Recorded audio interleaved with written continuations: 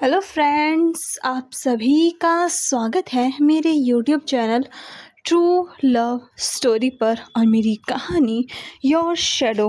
तो चलिए इस कहानी के नेक्स्ट पार्ट को स्टार्ट करते हैं। तो जैसा कि हमने इसके पिछले पार्ट में देखा था, जहां यांग यांग विंग और विंग के पेरेंट्स के बारे में सोचती है, जहां वो सोचती है कि कैसे विचांगसर कांगसेसरन की डेथ हुई थी और विचांगसर कांगसेसरन ने उसे प्रॉमिस लिया था कि वो उनकी डेथ कैसे हुई, किस वजह से हुई, ये चीज़ वो कभी विंग को पता नहीं लगने देगी। इसीलिए यांग यांग भी उनसे प्रॉमिस कर देती है और इस प्रॉमिस के साथ ही उन लोगों की सांसें भी थम जाती हैं और बस बचता है तो विंग और वो प्रॉमिस। यांग यांग जो कि चेयर पर बैठी थी, उसकी आंखों से लगातार आंसू बहे जा रहे थे क्योंकि कहीं ना कहीं उसे आज भी वो दिन याद था और वो उस गिल्ट में थी कि वो अपने उस ब्रदर इन लोगों को और अपनी सिस्टर इनको नहीं बचा पाई, विचांगसे और कांगसेसरन को वो नहीं बचा पाई। इस चीज़ का गिल्ट उसे अंदर ही अंदर खाए जा रहा था। भले ही इतने साल बीत गए, इतने साल हो गए, लेकिन आज भी वो इस गिल्ट में थी कि विचांगसे और कांगसेसरन की डेथ हो गई और वो कुछ नहीं कर पाई। उसकी आंखों के सामने उन्होंने अपना दम तोड़ दिया और वो कुछ नहीं कर पाई। ये चीज़ उसे अंदर ही अंदर खा रही थी, उसे अंदर ही अंदर मार रही थी। यांग यांग जो कि सोच रही थी कि उसका फ़ोन रिंग करता है, वो अपने फ़ोन को देखती है तो उस पे एक अननोन नंबर से कॉल आ रहा था। यांग यांग उस नंबर को देखती है और फ़ोन को उठा लेती है। दूसरी तरफ से आवाज़ आती है, कैसे हो तुम?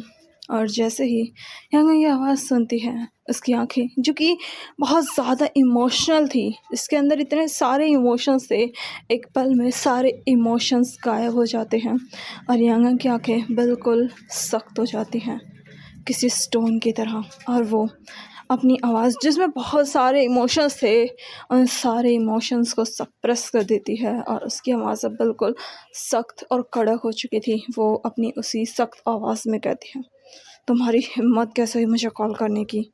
और जैसे ही वो ये बात बोलती है, दूसरी तरफ से आवाज़ आती है, क्यों? मैं तुम्हें कॉल नहीं कर सकता क्या? क्या तुम्हें कॉल करने के लिए टैक्स लगता है? जो सुनकर यांग कहती है, अपनी बकवास बंद करो, तुमने मुझे कॉल क्यों किया है? जो सुनकर वो आदमी कहता है, अरे यार क्यों कॉल किया है, अब मैं तो भूल गया मैंने तुम्हें क्यों कॉल किया है।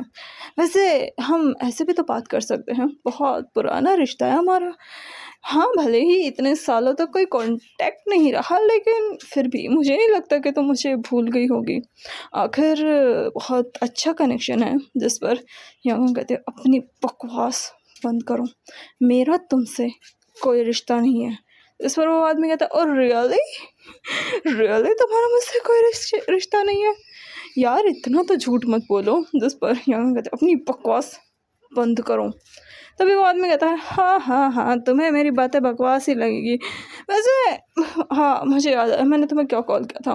वैसे मैं पूछ रहा था वो प्रोजेक्ट रिपोर्ट्स कहाँ पर है जो तुम्हारे पास थी? इस पर यांग कहती है, मेरे पास नहीं है वो। जिस पर वो आदमी कहता है, विचांगसे के ऑफिस से प्रोजेक्ट रिपोर्ट्स तुम्ही ने ही गायब की थी ना, और अब तुम कह रही हो कि तुम्हें नहीं पता। प्लीज़ यांग मजाक कम करो ना, जल्दी से वो रिपोर्ट मुझे दो, मुझे उनकी ज़रूरत है। मैं फिर से उस प्रोजेक्ट को स्टार्ट करने वाला हूँ। जिस पर यांग यांग दांत पीसते कहती है, मैंने कहा ना मेरे पास रिपोर्ट्स नहीं है, क्या तुम्हें एक बार में बात समझ में नहीं आती? जिस पर वो आदमी कहता है, कम ऑन यार, काम डाउन, इतना गुस्सा क्यों हो रही हो? कोई बात नहीं अगर नहीं है तो। वैसे अगर तुम्हारे पास रिपोर्ट नहीं है तो क्या ना तुम मेरी बिजनेस पार्टनर बन जाओ। आई प्रॉमिस मैं तुम्हें 70% दूंगा, 70% प्रॉफिट, और जो भी ऊपर नीचे का आएगा सब तुम रख लेना, बस मेरी बिजनेस पार्टनर बन जाओ। इस पर यांग यांग कहती है, मुझे तुमसे कोई लेना देना नहीं है, अगर तुम 100% भी दोगे ना तो भी मैं तुम्हारे साथ काम नहीं करूँगी। जिस पर वो आदमी कहता है, ओ क्या अभी भी पुरानी रंजिशें लेकर बैठी हो? अबे यार वो लोग चले गए, अब हम हैं, हमारी जनरेशन है, तो साथ में काम करते हैं ना, बहुत मज़ा आएगा। वैसे भी तुम्हारे साथ काम किए बहुत साल हो गए ना। कब काम किया था? शायद हमें 15 साल हो गए। इस पर यंग कहते हैं, मैंने कहा ना, मुझे तुमसे कोई लेना देना नहीं है और दोबारा मुझे कॉल मत करना।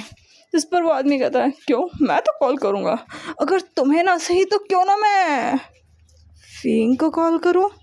और जैसे ही वो विंग का नाम लेता है, योंग की मुट्ठियाँ जो कि कस जाती हैं, वो थोड़ा गुस्से से कहती है, उसका नाम अपनी इस गंदी ज़बान से मत लेना।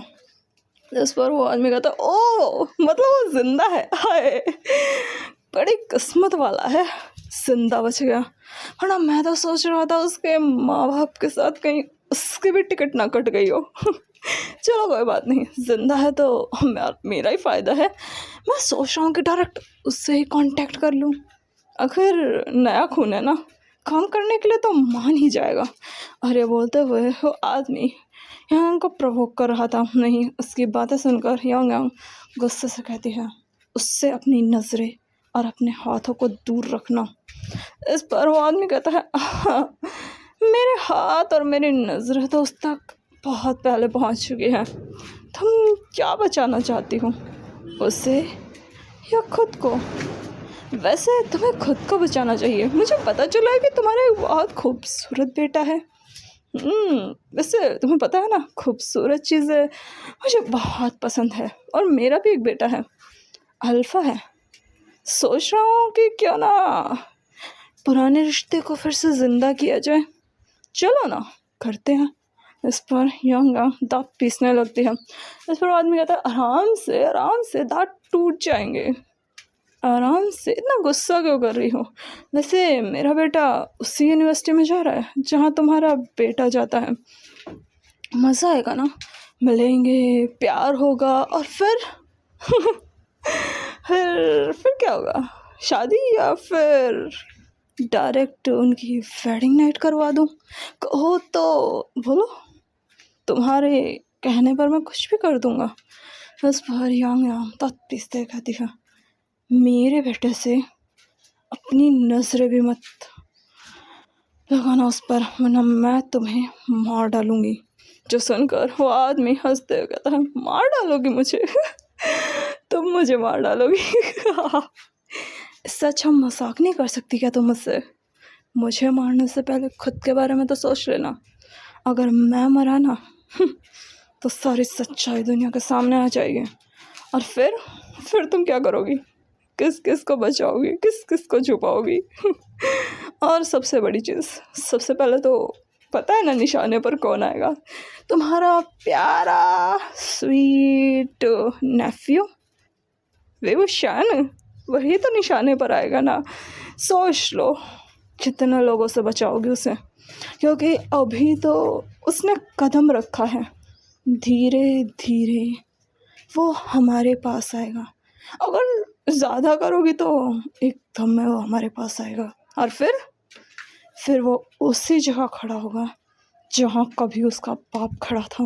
और फिर क्या होगा? हाँ, वही होगा ना जो उसके बाप के साथ हुआ था।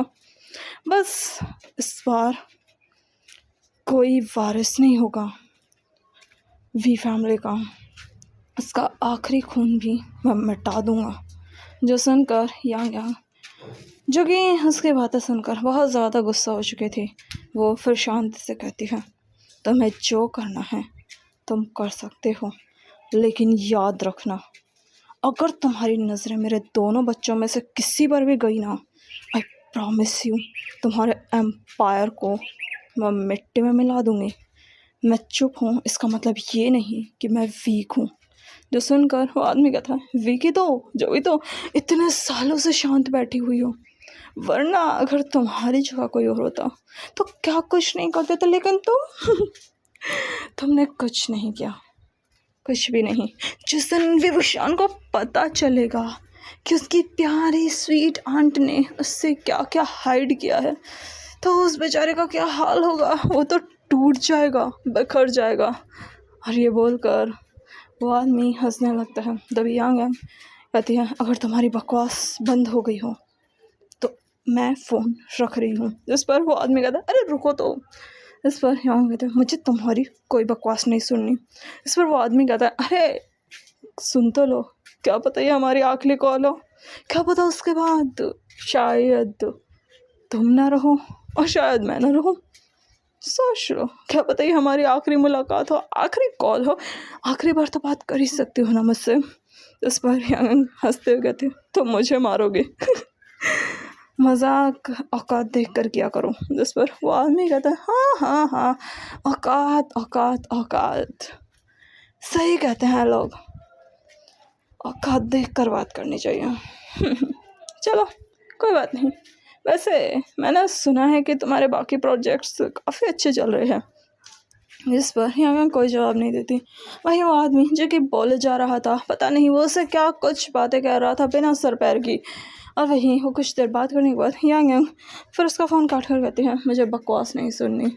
तो सुनकर वो आदमी बस हाँ हाँ हेलो हेलो करता रह जाता है और यांग फ़ोन कट कर देती है। यहीं दूसरी तरफ हम विंग को देखते हैं, जो कि रात के 3 बजे लैपटॉप पर बैठकर अपने काम को किए जा रहा था। वो पूरी रात नहीं सोया और बस अपने काम को कर रहा था। विंग काफ़ी चीज़ें इन्वेस्टिगेट कर रहा था, इसीलिए वो काफ़ी ज़्यादा बिजी था। वो पुराने रिकॉर्ड्स को चेक करने में बहुत ज़्यादा बिजी था, पुराने केसेस को चेक कर रहा था। हालांकि वो ये काम बहुत सालों से कर रहा है, लेकिन आज भी वो उन चीज़ों के बारे में पता नहीं लगा पा रहा था। ऐसा लग रहा था कि किसी ने सारी चीज़ों पर पर्दा डाल दिया हो, जैसे कि गवर्नमेंट से लेकर प्राइवेट सेक्टर्स तक हर चीज़ को उस इंसिडेंट को पूरी तरीके से इस दुनिया से मिटा दिया गया हो किसी ने, और उस इंसिडेंट को मिटाकर उसकी सारी फाइलें, उसके सारे रिकॉर्ड्स तक गायब कर दिए। विंग ने जितने भी अपने लोग लगाए थे, कोई भी एक इन्फॉर्मेशन नहीं निकाल पा रहा था। किसी को कुछ पता नहीं चल रहा था, किसी के पास कोई भी इंफॉर्मेशन नहीं थी। और ये चीज़ विंग के लिए बहुत ज़्यादा शॉकिंग थी, लिटरली बहुत ज़्यादा, क्योंकि कोई इन्फॉर्मेशन नहीं। इतना बड़ा हादसा हो गया, इतना बड़ा बिजनेसमैन मर गया और किसी को कुछ नहीं पता, कुछ भी नहीं पता क्यों मरा, किस वजह से मरा, कोई भी रीज़न नहीं था। उस वक्त वो क्या काम कर रहा था किसी को नहीं पता। उसके सारे रिकॉर्ड्स डिलीट हो गए थे, सब कुछ डिलीट हो गया था, उसके बारे में किसी को कोई इन्फॉर्मेशन नहीं थी। बस एक नाम था, वी चांग से कांग से सरन, बस ये 2 नाम थे, इनके अलावा कुछ नहीं था। यहाँ तक कि विंग के खुद की डिटेल्स तक डिलीट हो चुकी थी। विंग को याद था उसका 5th बर्थडे उसके फादर ने कितने धूमधाम से मनाया था। इंटरनेशनल के लोग आए थे, यानी कि बहुत सारे बड़े बड़े लोग आए थे, बड़े बड़े बिजनेसमैन से लेकर मिनिस्टर्स तक सब लोग विंग की बड़े पार्टी में आए थे। बड़े बड़े सेलिब्रिटीज़ आए थे, सब लोग आए थे। लेकिन ये बात भी ऐसा लग रहा था कि डिलीट हो चुकी हो। इंटरनेट पर कोई इन्फॉर्मेशन ही नहीं थी। बस वी फैमिली के नाम पर, वी एम्पायर के नाम पर उसका पूरा बिजनेस था, और साथ में बस उसके एक्स चेयरमैन वी चांगसी का नाम। लेकिन इसके अलावा और कोई भी बात नहीं थी। और विंग, जो कि वी कंपनी में जाकर भी छानबीन कर चुका था, लेकिन किसी को कुछ नहीं पता था। पुराने लोग सारे गायब हो चुके थे, कुछ भी नहीं पता था। विंग इन चीज़ों से पूरी तरीके से शॉक था, उसे कुछ समझ में नहीं आ रहा था। विंग अपने बालों को पकड़कर खींचते हुए था, और मैं क्या करूं, मैं कैसे निकालूं इन्फॉर्मेशन, कुछ भी नहीं है। इंटरनेट पर कुछ नहीं है, वैसे कुछ नहीं है, डॉक्यूमेंट्स गायब है, यहाँ तक कि पुरानी से पुरानी फाइलें तक मैं छान चुका हूँ, लेकिन कुछ भी नहीं है। एक भी प्रोजेक्ट मेरे सामने नहीं आ रहा। उस वक्त क्या था क्या नहीं था कुछ भी नहीं पता। मेरे फादर के कौन दोस्त थे कौन दुश्मन थे मुझे कुछ भी नहीं पता। मैं क्या करूँ, मेरे पास एक भी इंफॉर्मेशन नहीं है। ये कैसे कश्मकश है, ये कैसा जाल है जिसमें मैं फंस चुका हूँ, मुझे कुछ समझ में नहीं आ रहा। विंग अपने बालों को नोच रहा था और काफ़ी ज़्यादा फ्रस्ट्रेट था। तभी उसका फ़ोन रिंग करता है। विंग देखता है तो ये उसी की टीम के एक हैकर का कॉल था। विंग ये देखकर उस कॉल को अर्जेंटली उठाता है। तभी वो हैकर कहता है, सर जैसा आपने कहा था, हमने उनके फ़ोन को ट्रेस किया और हमें पता चला है कि अभी कुछ देर पहले उन्होंने किसी से करीब 1.5 घंटे बात की है। और हालांकि हम उनकी कॉल हिस्ट्री तो पूरी नहीं निकाल पाए, लेकिन हाँ, ये कॉल उनको पहली बार आया है। और उन्होंने बिना हेजिटेशन के इस कॉल को पिकअप किया है और 1.5 घंटे बात की है। ऐसा लगता है कि कोई बहुत ज़रूरी कॉल था। जिस पर विंग कहता है, क्या तुमने उनकी कॉल रिकॉर्डिंग सुनी? जिस पर वो आदमी कहता है, एक्चुअली सर हम पूरी तरीके से नहीं सुन पा रहे, हमें कुछ समझ में नहीं आ रहा। हमने उनकी कॉल रिकॉर्डिंग करने की कोशिश की, लेकिन हम बस कुछ चीज़ें ही रिकॉर्ड कर पाए। ऐसा लग रहा था कि कोई उस रिकॉर्डिंग को होने से रोक रहा था, और हमने बस थोड़ी बहुत रिकॉर्डिंग की, उसके बाद सारी चीज़ें ब्लॉक हो गई। हम सिर्फ 20 मिनट की ही कॉल को रिकॉर्ड कर पाए, उसके बाद रिकॉर्डिंग ऑटोमेटिकली बंद हो गई। ये सुनकर विंग कहता है, 20 मिनट की भेजो। और ये सुनकर वो आदमी कहता, ओके सर। तभी विंग कहता है, क्या तुमने उस कॉल को ट्रेस करने की कोशिश की? जिस पर वो आदमी कहता, एक्चुअली सर ये कॉल ट्रेस नहीं हो सकता, हमने बहुत कोशिश की लेकिन हम नहीं कर पा रहे। ये सुनकर विंग बस गहरी सांस लेता और कहता है, मेरे पास उस रिकॉर्डिंग को भेजो। और उसके बाद विंग उस रिकॉर्डिंग को सुनता है। हाँ, ये वही रिकॉर्डिंग थी जो कि यांग की थी, और वो उस आदमी से बात कर रही थी। विंग सारी बातें सुन रहा था। विंग सुनते सुनते फिर कॉल को जब जैसे ही रिकॉर्डिंग ख़त्म होती है, विंग गहरी सांस लेकर कहता है, इसमें कुछ यूनिक नहीं है, ये सिंपल सी है, लेकिन इसमें एक चीज़ अजीब है। मैंने कभी भी आंटी की आवाज़ इतनी कोल्ड नहीं सुनी। ऐसा लग रहा था कि उस इंसान के लिए उनके अंदर अलग ही गुस्सा है, अलग ही नफ़रत है। आखिर क्या है ऐसा? आखिर क्या है उस इंसान के साथ इनका कनेक्शन, जो इस तरीके से वो मतलब इतनी सख्ती से बात कर रही थी? विंग इन सब बारे में सोच रहा था। वो फिर से उस कॉल रिकॉर्डिंग को कम से कम वो 5 बार सुनता है, और विंग को कुछ भी ज़्यादा स्ट्रेंज नहीं लगता। उसके बाद विंग अपनी आंखें बंद कर लेता है और वो कुछ सोचने लगता है। वो बहुत गहरी चीज़ें सोच रहा था, लेकिन विंग का दिमाग अब उसका साथ नहीं दे रहा था, क्योंकि वो पूरी रात काम कर रहा था, दिन में भी वो काम कर रहा था। इसलिए विंग का दिमाग और उसकी बॉडी दोनों थक चुकी थी, और विंग वहीं चेयर पर बैठे बैठे ही सो जाता है। और ऐसे ही विंग और वांग जी के कुछ दिन यूं ही आराम से घर में बीतते हैं, जहाँ विंग हमेशा की तरह ज़्यादातर घर से बाहर ही रहता था और बहुत कम ही घर आता था, और वांग जी जो कि अपने डेली रूटीन में काफ़ी ज़्यादा बिजी चल रहा था। वहीं कुछ दिनों बाद लानशांग वापस आ जाती है। जैसा कि उसने कहा था, वो अपने ट्रिप को कंप्लीट करके वो वापस आ चुकी थी। और लानशांग को देखकर वांग जी काफ़ी ज़्यादा खुश था। विंग भी उन्हें देखकर पॉजिटिव रिस्पॉन्स ही देता है। और वहीं लानशांग उन लोगों के लिए बहुत सारी चीज़ें लेके आई थी, और वो उन्हें गिफ्ट्स भी देती है। वांग जी को तो अपने गिफ्ट बहुत ज़्यादा पसंद आते हैं, और वो बहुत ज़्यादा खुश भी होता है। लेकिन विंग के फेशियल एक्सप्रेशन वही ऑब्वियसली नॉर्मल ही थे, वो ज़्यादा रिएक्ट नहीं करता। नहीं, फिर वो लोग साथ में आराम से अपने टाइम को स्पेंड करते हैं, जहाँ वांग जी और विंग जो कि लिटरली एक घर में रहकर भी एक घर में रहते ही नहीं थे। जब विंग आता तो वांग जी गायब रहता, और वांग जी आता तो विंग गायब रहता। इन दोनों का यही चल रहा था।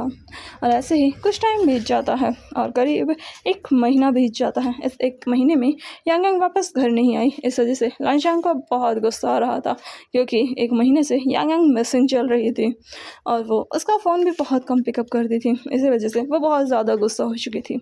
वहीं विंग जो कि अभी घर के अंदर ही आ रहा था, क्योंकि वो 2 दिन से काम की वजह से घर से बाहर था, क्योंकि अब उसे यहाँ का बिजनेस हैंडल करना था, इसलिए विंग उसे बिजनेस में लगा हुआ था। वहीं लानशांग जो कि काफ़ी ज़्यादा गुस्सा थी, क्योंकि परसों विंग का बर्थडे है और यांग वहाँ पर मिसिंग है। वो विंग के बर्थडे पर है ही नहीं, और उसके 2 दिन बाद वांग जी का बर्थडे है। इस वजह से वो बहुत ज़्यादा गुस्सा हो चुकी थी। वहीं लानशांग जो कि विंग से कहती है, विंग, जिस पर विंग उनकी तरफ देखता है, जिस पर लानशांग गुस्से से कहती है, विंग, जिस पर विंग जो कि उनकी तरफ देख रहा था। तभी लानशांग विंग को बताते हुए कहती है, विंग, तुम ना एक बार यांग को कॉल करो और उससे पूछो कि वो है कहाँ, वो घर पर कब तक आ रही है। उसने हमसे कहा था कि वो आज घर पर आ जाएगी।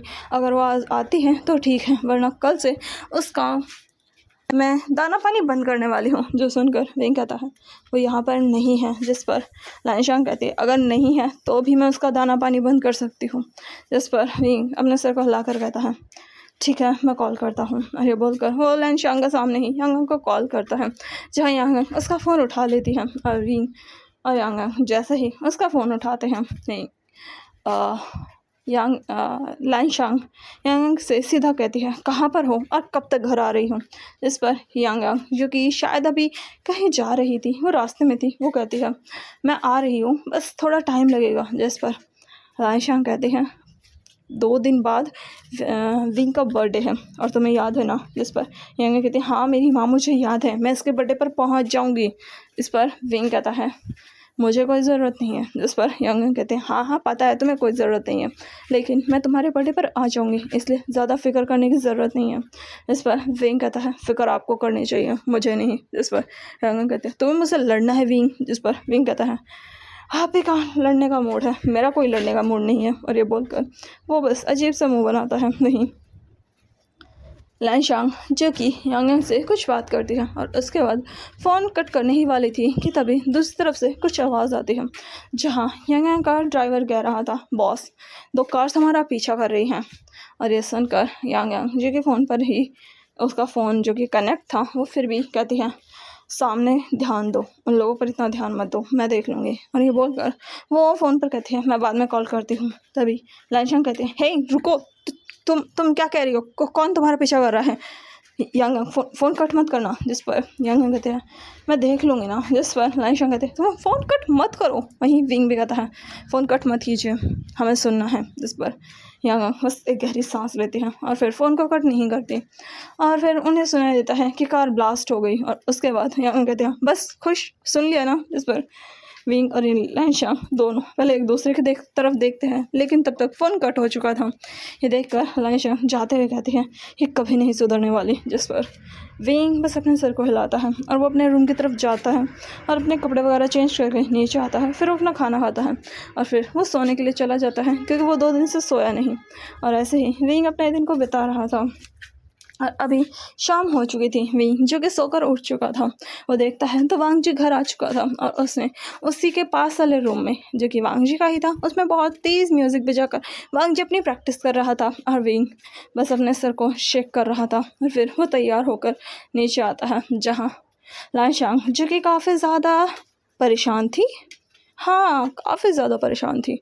और ये देखकर विंग उनके पास आते हुए पूछता है क्या हुआ आंट। जिस पर लानशांग अपने फ़ोन को देखते हुए कहती है ये मेरा कॉल नहीं उठा रही। जिस पर विंग कहता है अभी आपने कुछ घंटों पहले ही उन्हें कॉल किया था, अब फिर से कॉल कर रही हैं। जिस पर लानशांग परेशान होकर कहती है अभी उसकी फ़्लाइट का टाइम है, उसने मुझे बताया था ये उसकी फ़्लाइट का टाइम है, लेकिन वो फ़ोन नहीं उठा रही। उसने कहा था वो फ़्लाइट में बैठने से पहले मुझे कॉल करेगी, लेकिन अभी तक उसने मुझे कॉल नहीं किया।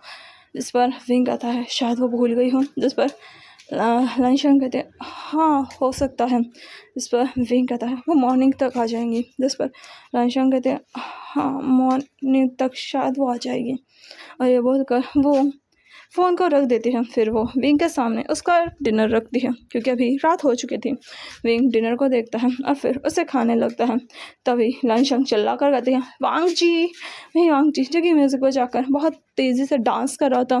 वो लानशांग की आवाज़ नहीं सुनता, इसलिए लानशांग उसके रूम में जाती है, नॉक करती है। वांग जी दरवाज़ा खुला हुआ छोड़ता है, इसलिए वो दरवाज़ा खोलकर अंदर जाती है। वो देखती है कि वांग जी डांस कर रहा है, वो पूरी तरीके से स्वेट से कवर है। ये देखकर लानशांग अपने सर को शेक करती है और फिर उस म्यूज़िक बॉक्स को बंद करती है। और जैसे ही म्यूज़िक बंद होता है, वांग जी थकते हुए सामने देखता है जहाँ उसकी मॉम खड़ी थी। उसे पता था कि ये उसकी मॉम ही हो, घर में ऐसी हरकतें उसकी मॉम ही करती है, इसलिए वांग जी थोड़ा सा मुंह बनाता है। लेकिन लानशांग के थोड़ा सा डांटने पर ही वांग जी सीधा हो जाता है और फिर वो सीधा बाथरूम में जाता है और शावर लेता है।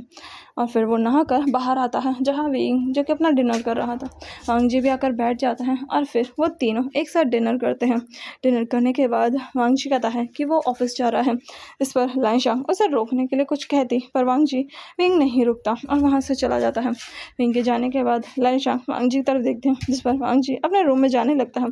तभी लानशांग कुछ सोच कर कहती है वांग जी रुको। जिस पर वांग जी वहीं रुक जाता है। तभी लानशांग कहते हैं वांग जी क्या तुम आज मेरे साथ सो सकते हो। जिस पर वांग जी अपनी आंखें बड़ी करता है। जिस पर लानशांग कहते हैं ऐसे क्या देख रहे हो। इस पर वांग जी कहता है मॉम नहीं है, इसका मतलब ये नहीं कि मैं आपके साथ सोऊंगा, बिल्कुल भी नहीं। जिस पर लाइशांग कहती है सो जाओ ना, मुझे आज सच में अच्छा फील नहीं हो रहा। जिस पर वांगजी कहता है पर मुझे नहीं सोना। जिस पर लाइशांग कहती है प्लीज़ सो जाओ ना बच्चा। जिस पर वांगजी पहले तो मुंह बनाता है लेकिन फिर वो मान जाता है और वो लाइशांग के साथ उसके रूम में चला जाता है। दोनों कुछ देर बातें करते हैं जहाँ लाइशांग वांगजी को इसके बचपन की एल्बम दिखाती है। जिस पर वांगजी उस एल्बम को देखते हुए काफ़ी ज़्यादा खुश होता है जहाँ पर वांगजी की बहुत क्यूट फ़ोटोज़ थी और वांगजी ये सब देखकर बहुत ज़्यादा खुश हो रहा था। तभी वांगजी एक फ़ोटो को देखता है और उसमें विंग के पेरेंट्स थे जिन्हें देखकर वांगजी उनसे पूछता है ये कौन है मम्मा। जिस पर लाइशांग उस फोटो को देखते हुए उस पर हाथ फिरा कर कहती है ये विचांग से और कांग से सरन है।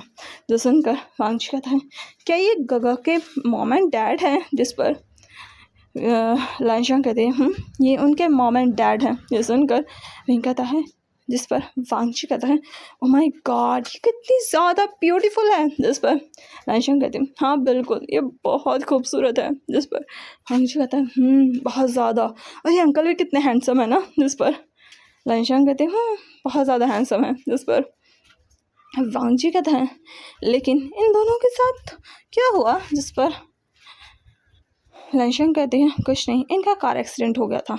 जिस पर वांगजी थोड़ा उदास होता है। जिस पर लाइशांग कहती है ज़्यादा उदास होने की ज़रूरत नहीं है। जिस पर वांगजी कहता है ये कितने ज़्यादा अच्छे हैं। जिस पर लाइशांग कहती है बहुत अच्छे हैं और फिर वो वांगजी को और भी दिखाती है। तभी वांगजी एक फ़ोटो को देखते हुए कहता है मम्मा देखो इसमें मम्मा कितनी यंग है। जिस पर लाइशांग हंसते हुए कहती है हाँ उस वक्त तुम बहुत छोटे थे। जिस पर वांगजी कहते हैं अब भी वो काफ़ी यंग दिखती है। जिस पर लाइशांग कहते हैं बस मैं ही ओल्ड दिखती हूँ। जिस पर वांगजी हंसने लगता है और वो दोनों ऐसे ही हंसते खिलखिलाते बातें करते हुए उन फ़ोटोज़ को देखते रहते हैं। और फिर लाइशांग वांगजी को उन फ़ोटोज़ को दिखा रही थी, उन्हें बता रही थी और ऐसे ही वो दोनों बात करते हैं और फिर उसके बाद दोनों सो जाते हैं। तो चलिए मिलते हैं इसके नेक्स्ट पार्ट में। वैसे नेक्स्ट पार्ट थोड़ा यूनिक होने वाला है। आई नो मैंने इसमें यांग के बारे में कुछ ज़्यादा ही बातें की हैं but don't worry, next part में आपको एक छोटा सा शॉक मिलेगा जो आपको बहुत पसंद आएगा। शायद मैं पक्का नहीं कह रही, शायद पसंद आएगा। तो चलिए मिलते हैं इसके नेक्स्ट पार्ट में, देखते हैं आगे कहानी में क्या होगा। तब तक के लिए मेरे चैनल को लाइक कीजिए, शेयर कीजिए, सब्सक्राइब कीजिए, हाँ कमेंट करना ना भूलें। Thank you, bye bye and take care.